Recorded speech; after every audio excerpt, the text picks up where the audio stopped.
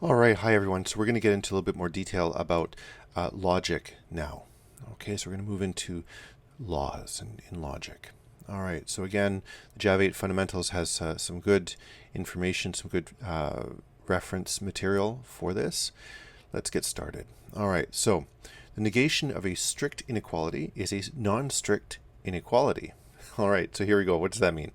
It means if we have a relation like I is greater than j, then the negation of it is going to be not I is greater than j, and what that is the equivalent of is I is less than or equal to j.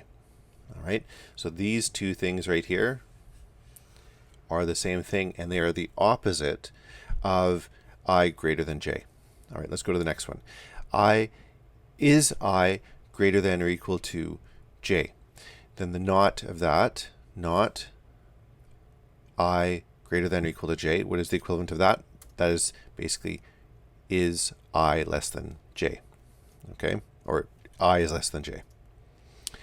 So then we have I less than j. Let's negate that. So we not I less than j. What does that become the equivalent of?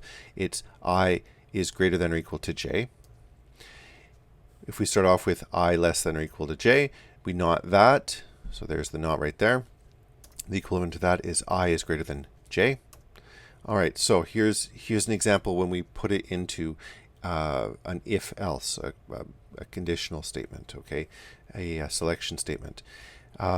So we have if I is greater than j, then do this action, otherwise do the other action, which is basically this, whatever action would be inside of it, only occurs when not I greater than j is true. Okay, so this would have to be, what's inside of here would have to be false. That becomes false. That trues it. Okay, so it's the opposite of what would have had to happen up here. Okay, this is the equivalent to, okay, so basically if we take the action right here, we wanted it to come first, then what we would do is we'd have an if statement that said basically if I is less than or equal to j, that will do action 2, and then action 1, you find it right here, because this right here is the equivalent of that right there. All right, so action 1 is executed when I is greater than j. Action 2 is executed when I is less than or equal to j. Let's take a look at the next thing here. So let's say that we have two Boolean operators, or sorry, Boolean expressions. Okay, so this is two Boolean equations basically, b1 and b2. So we have some complicated thing in here, b1, some complicated thing in there, b2, and we have an and between them, and we have a not right there. So what does this mean? So we have one expression there, we and them together, and then we invert or we not them. So the way to read this would be, it is not the case that both b1 and b2 are true. Okay? Now let's take a look at another one. So what does this mean right here? So we've got Boolean expression 1, Boolean expression 2. We invert or not negate both of those things. And furthermore, we OR them together. How would we read that? We could read it like this. It is either that b1 is false, or b2 is false, or both are false. Okay? Both of these expressions are equivalent. Let's take a look at what we mean by that, or let's show that through a truth table. All right, so we have we have b1 and b2, which are the two expressions. Okay, b1 and b2, and then we have sort of case A and case B, where we have the logical AND there, the logical OR there. In this case, we've put the negation on the outside of the parentheses. In this case, we put the negation or the not in front of each of those expressions. All right, so now, if B1 and B2 are both true, then the first one, okay, with the and, is going to be false. The second one will be false. If B1 and B2 are true and false, then the first case we have a true, the second case we have a true. If B1 and B2 are false and true, then we have true and true. In the next case, B1 and B2 are false and false. First one is true, second one is true. Now, I could just say this, but we can also try it out. All right? So we're going to go over to JShell. So I'm going to fire up JShell. And what I'm going to do is I'm going to say Boolean B1 is equal to true. Then Boolean B2 is equal to, which one should we do? Let's do false. False, like that. All right? So I'm now doing Java using the J shell or Java shell, and I'm going to go not B1 and B2. Don't take my word for it. Let's give it a try. Okay, so I'm doing the first one right there, and this should come out to be a true, and it does. Now let's take a look at the other one. So if we go not B1 ORed with not B2 like that, it's also true. All right, let's try another one. So let's say that B1 is false, B2 is false, like that, and we're just going to hit the up arrow. All right, let's take a look at that first one. It's true, and let's take a look at the second combination there, like that. And that's all, and that's true right there. Okay, so we can see that we can actually try the truth table out, and easily. Like JShell makes this really easy to try out. You don't have to just take my word for it. All right, so let's move on. Okay, so here we go. We've got an example right here of this sort of scenario. So we have if, we got an and right there. So if 0 is less than or equal to I, and I is less than or equal to 10, do action 1. Otherwise, do action 2. So let me see. So if we were to say I is equal to 5. If I was equal to 5, then let me see. So let me see. The easier one to sort of read right here is I less than or equal to 10? And the answer is true right there. And then in this case right here, so we've got 0 less than or equal to I. It's kind of a weird way to say it, but let me see. This would be, yes, that would be true as well, because 5 is going to be, or 0 is going to be less than or equal to 5. So this should work out to be true. But let's try it out. Okay, so I'm going to go over back to JShell right here. All right, so I'm going to say int I is equal to 5.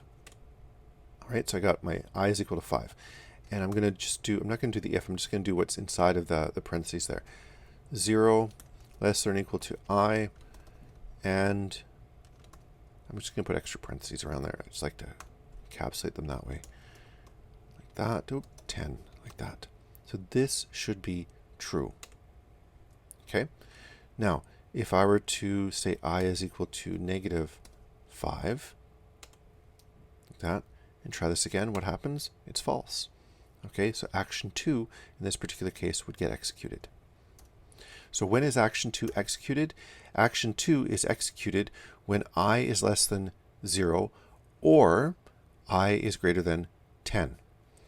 And we just showed that. So basically if I had a negative 5, then it would be executed. Let's try it if I is equal to 20.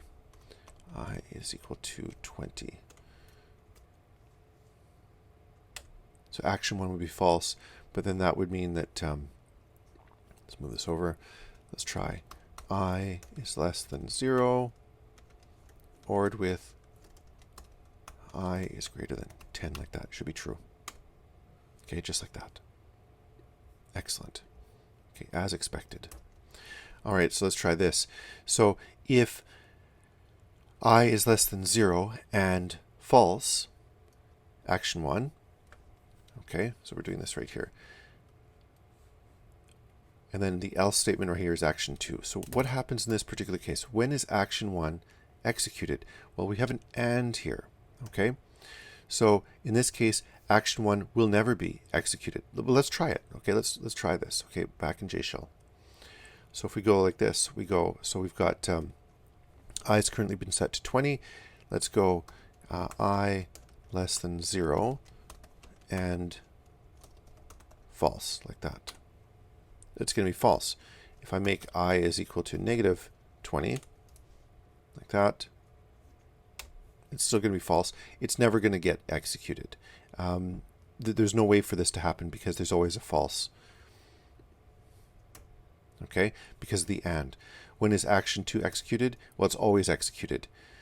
And that's because basically you've got the equivalent right here would be an or statement with a true attached to one side. It's always going to happen. Okay, it doesn't matter what the value of I is going to be.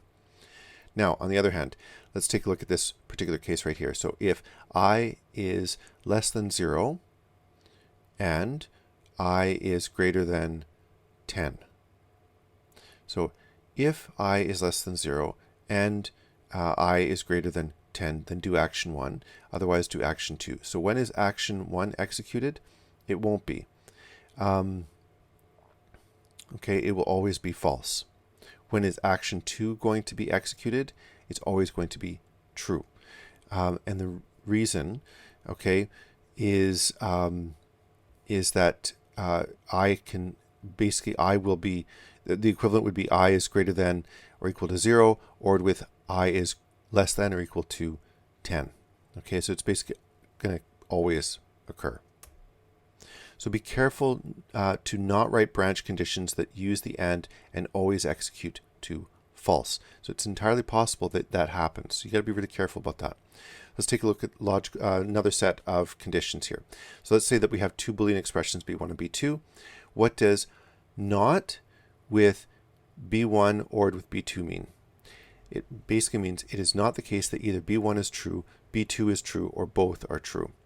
So what does this mean? So we have not b1 anded with not b2. It means that both b1 and b2 are false. So both expressions are equivalent, and let's take a look at the truth table. So if we have b1 is true and b2 is true, then that first combination, okay, is going to be false. If b1 and b2 are true, the second combination is also going to be false. Okay, because basically what you have here is you have b1 is true, it gets nodded, that means it's false. Same with b2, you add two falses together, you get a false. b1 is true, b2 is true. Sorry, b2 is false. In the first case, you have true ORed with false, okay, which is true. And then you have the parentheses there.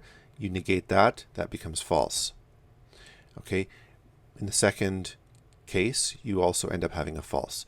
If b1 is false and b2 is true, then the first combination, okay, is going to be false. The second combination is also going to be false. Now, if both b1 and b2 are false, so this is false, or with that's false, the combination together will be false, and nodded together would then be true. All right, and then in this case right here, so we've got false and false. So false nodded is true, false nodded is true. You add two trues together, you get a true. All right, let's take a look at an example right here. So if we've got if I is less than 0, ORed with I is greater than 10. So in which case would we get a true right here? And then in which case would we get action 2 to execute? Let's see. So if for action 2 to be executed, I would have to be greater than, basically means it has to be greater than 0, or 0 has to be, excuse me, less than or equal to I, anded with I is less than or equal to 10. So in what conditions would that happen? So let's see. So if we had 5, let's see what happens if we had I is equal to 5.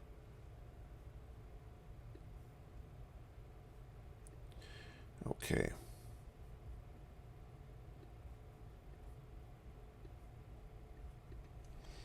So if we have I is equal to 5, like that, and then we say I less than 0, like that, ORed with I greater than 10. That's false. So action 2 gets executed there. Now let's take a look at the that equivalent way of saying it. So if we have 0 less than or equal to I, ANDed with I less than or equal to 10, like that. Okay, so action 2 gets executed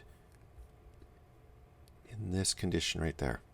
All right, so next we have the example of if I is less than 0, ORed with true, action 1, and then otherwise action 2. So we have I is less than 0, ORed with true. And this could be problematic. When is action 1 going to be executed? Okay, well, basically it's always going to get executed because you OR anything with true and it's always going to be true. When is action 2 going to be executed? Well, it never will. It never will. This will never occur. What you've got is a trap here. Okay, this is a logical trap. And so this is the equivalent of saying, this is the equivalent of having I is greater than or equal to 0 ANDed with false. Okay, so it's just, this isn't going to happen. All right, so you got to be really careful about having statements like this. Let's take a look at another example. So if I is less than 10, ORed with I greater than or equal to 10. And that we'd want to do something with action 1 there. Otherwise, we have action 2. So when is action 1 executed? Well, basically, it's always going to be executed. Okay, because what's in the parentheses beside the if basically encapsulates everything, all the possible conditions. So action 2 will basically never be executed. All right. So it's the equivalent of another case where there would always be false would be cases where I is greater than 10 and I is less than 10. Well, you can't have that. That doesn't have that always works out to be false. So the next lesson here, just like with the AND, is that you have to be careful not to write branching conditions that use the OR, the logical OR, that always evaluate to be true. So there are things that we have to be really, really, really careful about.